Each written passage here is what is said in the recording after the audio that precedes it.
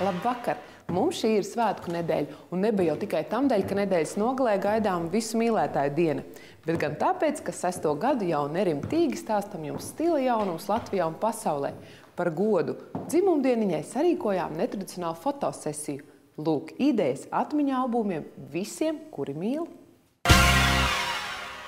Fotogrāfs Andrejs pārstāv jaunos, stilīgos un laikmetīgos fotogrāfus, kuri strādā ciešā tandēmā ar draugu datoru, tādējādi izveidojot zvaigžņu cienīgas bildes. Vienīgais, kas jādara bildēties gribētājiem, jāzina, ko paši vēlas. Es iesaku pameklēt internetā slavenu pāru kopbildes Bekhemi, Breds Pitts un Angelina Jolie, vienkārši apskatās. Es iesaku sievietēm un vīriešiem mājās pie spoguļa papozēt, paņemt tuvākos žurnālus, pašķirstīt, apskatīties pozes, patrenēties pie spoguļa, lai justos jau nedaudz brīvāk tieši fotosesijā. Fotogrāfs uzsver, ka jānodrošinās ar paprāvu drēbju kaudzīt, jāizmanto grimētāju un frizieru pakalpojumu. Kad viss summējas, tad arī skaistās bildes gatavs. Derēs estētiķiem un progresīviem ļaudīm. Labo kāju ar atpakaļ.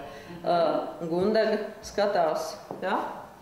Labi. Kur man jāskatās? Aparātā, objektīvā.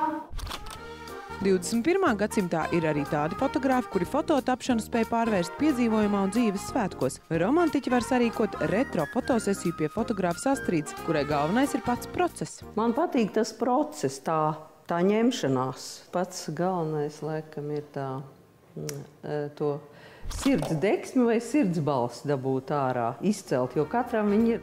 Taču, ieguldot lielu darbu un pacietību, var panākt fantastisku rezultātu. Fotoformula vienkārši miedarbības starp fotogrāfu un modeli. Tas ir tas zipsnis gaisā, kas ir radies starp viņiem. Ja viņi nav, tad nav tā bilde. Dēt uz mani abi divi. Super.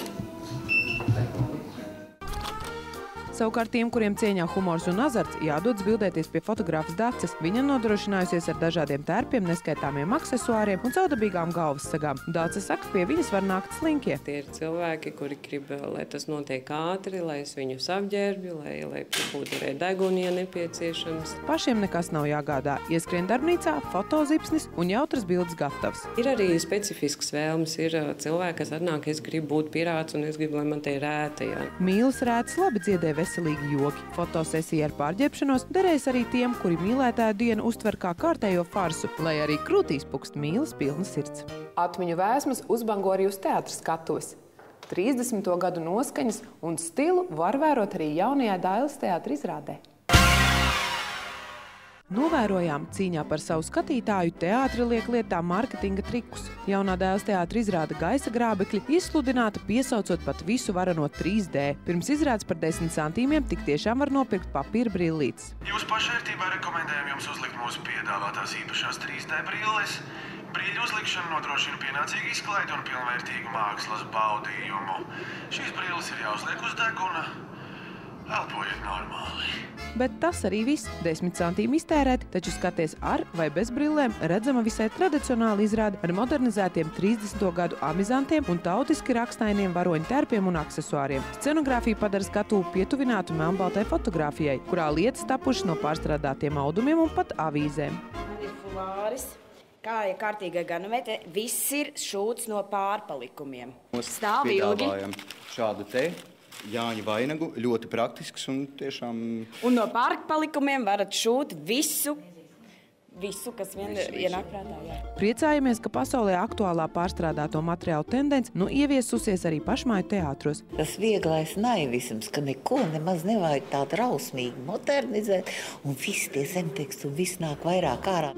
Iespējams, tieši tādēļ arī pretstati melnais un baltais ir galvenie izrādes vizuālie instrumenti. Kling, klang, kling!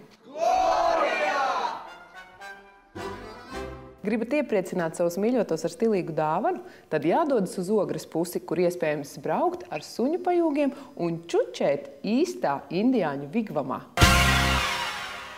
Pēc lielās skriešanas katram suņukam tiek pa bučai un arī pateicības vārdi. Eduards Madlienā rūpējas par 14 haskijiem un piedāvā izbraucienu suņu pajūgā. Tieši to, ko piedāvā ārzemēs, Somijā, Zviedrijā, Vācijā, Austrijā un tā tālāk. Visur, kur piedāvā. Šobrīd šī ir pašmāju ziemas izklaide numur 1, iespējams pateicoties televīzijā rādītajām filmām par haskijiem. Izbraucienu rezervēt līdz pat martam, var braukt 5 vai 15 km trasēs, bet tas neesot tik smalki un viegli, kā filmā redzēts. Patiesais ātrums ir tāds, ka 10 līdz 15 km/h tas ir tas darba vidējais ātrums, teiksim tā.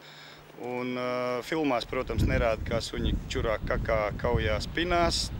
Ar to visu cilvēkiem ir iespēja trasē saskarties un jātiek pašiem galā. Trasē pieskatītāji tiešām nav un pats vien esi stūrmanis. Labi, puikas, sarauju, malači, jā, labi.